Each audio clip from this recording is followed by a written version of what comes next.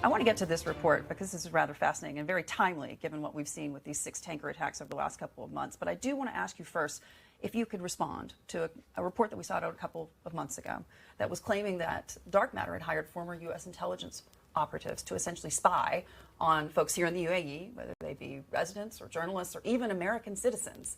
How do you respond to that? Well, I appreciate your bringing up this point. The claim is false. The cybersecurity capabilities that we engage in are for defensive purpose only. And these are the capabilities that we have deployed time and again. Case in point, securing the Special Olympic Games, which took place in Abu Dhabi earlier this year, securing the upcoming World Fair Expo 2020, which will be the largest ever World Fair as well as probably the most digitized. These are the capabilities that we are deploying to secure the cybersecurity readiness of the nuclear power plant that ENIC in the UAE is developing, and it's one of the most modern in the world. And I will conclude by saying these are the capabilities that we are deploying to secure some of the most strategic oil and gas assets in the region. So there is no substance to it, and I would conclude by saying that I certainly don't recognize DarkMatter in any of these claims. And just to follow on to that and be clear, DarkMatter was not employing former NSA officials to spy on Americans, because that would obviously be a federal crime. Yes. In the United States. We don't do that, and it's not within our remit.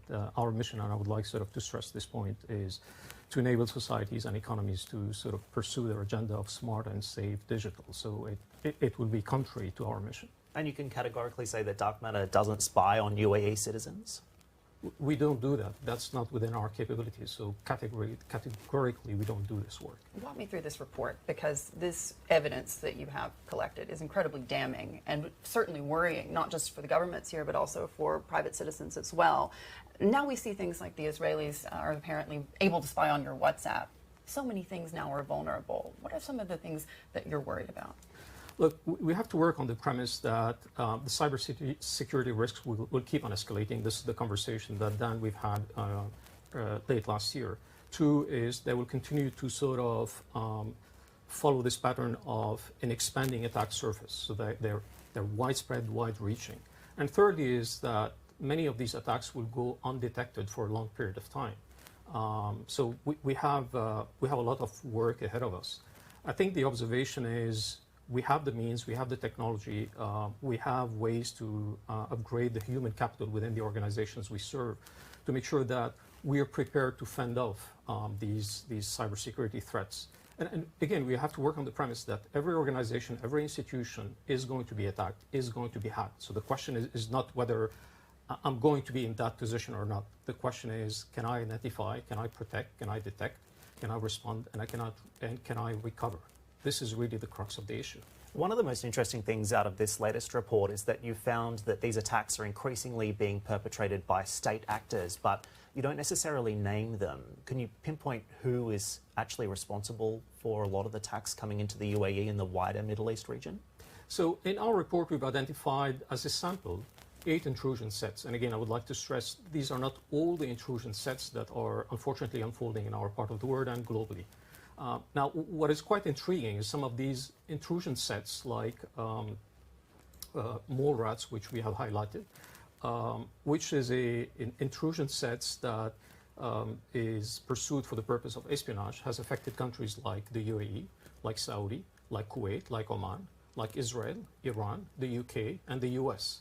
So what do you make out of this? On the other extreme, you will find intrusion sets such as DNS espionage, which has affected 28 companies based on our work in this part of the world. And again, they have, this particular one, again, is for the purpose of espionage, i.e. seeking to obtain personal identifiable information and personal credentials. We have seen this unfolding in a number of countries.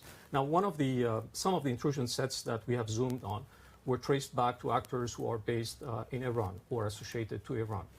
But I wouldn't want to simplify the conversation by saying there's one bad actor.